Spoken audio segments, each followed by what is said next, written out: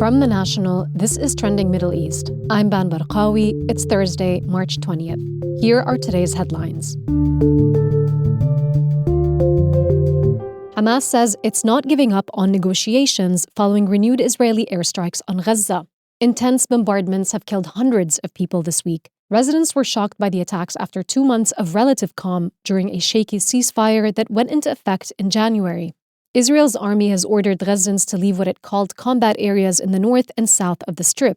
Israeli Prime Minister Benjamin Netanyahu said the strikes were only the start and that future negotiations with Hamas will, quote, take place only under fire. Mediators are now urging for ceasefire talks to resume. Hamza Hendawi reports. We understand that Egypt is presenting new proposals to restore the ceasefire in Gaza.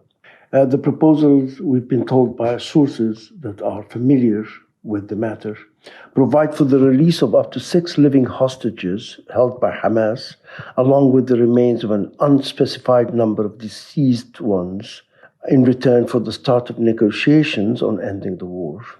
The plan, according to the sources, also includes the resumption of sending humanitarian assistance into Gaza, which was halted by Israel earlier this month, shortly after it cut the supply of electricity in the war-battered enclave. Arab states have condemned the strikes, including the UAE, which called on the international community to take urgent steps to halt escalation. The EU has called Israel's campaign unacceptable as the civilian death toll mounts. Gaza's health ministry said that 1 foreign UN worker was killed on Wednesday, and 5 others were injured as well. Meanwhile, the US, Israel's closest ally, has said that blame for the renewed violence in Gaza lies solely with Hamas. The escalation brings new fears that a ceasefire, which was only achieved after 15 months of war, has now broken down entirely.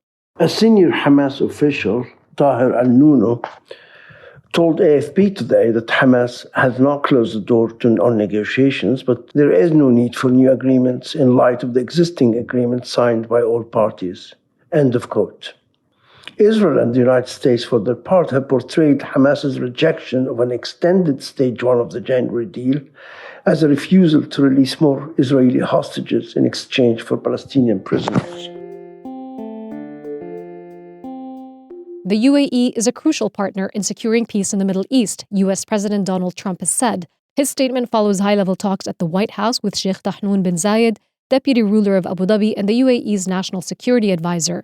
The discussions were held as part of Sheikh Tahnoon's official visit this week. They centered on efforts to strengthen cooperation on the economy and technology and served to highlight the, quote, long-standing ties and bonds of friendship between the nations, the president said. In a post on his platform Truth Social, Mr. Trump stated that Sheikh Tahnoon met officials and business leaders at the White House for discussions on artificial intelligence, economic cooperation, and investment partnerships. Cody has more. Although visually that's what's making a lot of the headlines, I think the real story is what happened in the meetings that came before that. We know there were discussions with the U.S. Treasury Secretary, Vice President Vance, and the U.S. Commerce Secretary about things like energy, future investment partnerships, and economic cooperation, among other things.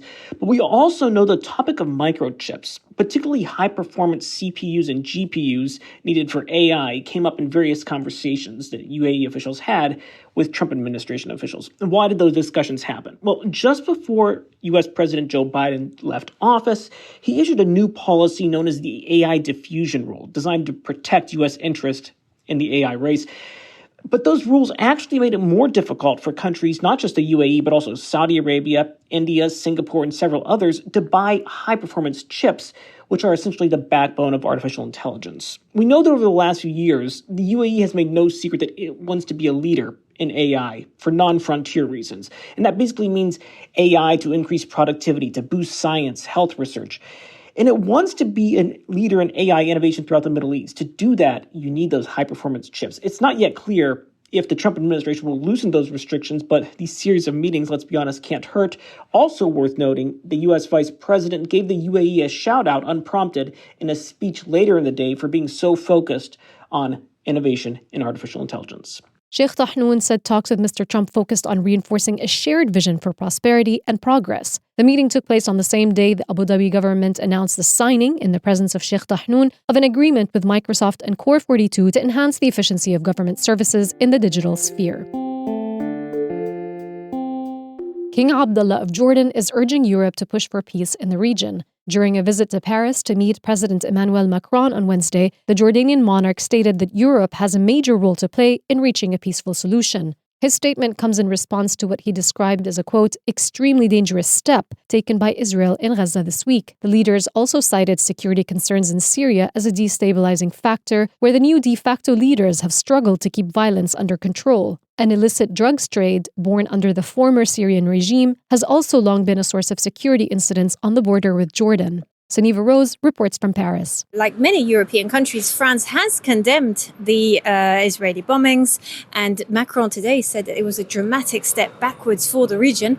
He reaffirmed his endorsement of the Arab plan for Gaza that was adopted in Cairo earlier this month. But in effect, it's really the US that calls the shots here. Europe isn't actually actively involved in any negotiation on peace in Gaza, and the one thing it could do, which is review its trade relations with Israel, and which actually would have quite an impact because the EU is an important trading partner with Israel. Well, the EU has refused to do that so far. The main issue being that you need 27 countries to agree on it, and they do not agree. They're very divided on the Middle East. So the EU hasn't used any of the leverage that it has to influence what's happening in Gaza. And so far, what we've heard mostly from European capitals once more is words. Let's see if actually King Abdullah manages to convince his European partners. During the meeting, Mr. Macron reiterated his endorsement of an Arab peace plan for Gaza, adopted earlier this month in Cairo. The plan will be discussed today at a meeting of the EU's 27 leaders in Brussels with the UN Secretary General Antonio Guterres. That's all for this morning's headlines. You can get these stories and follow live updates at our site. Ban Barqawi, The National.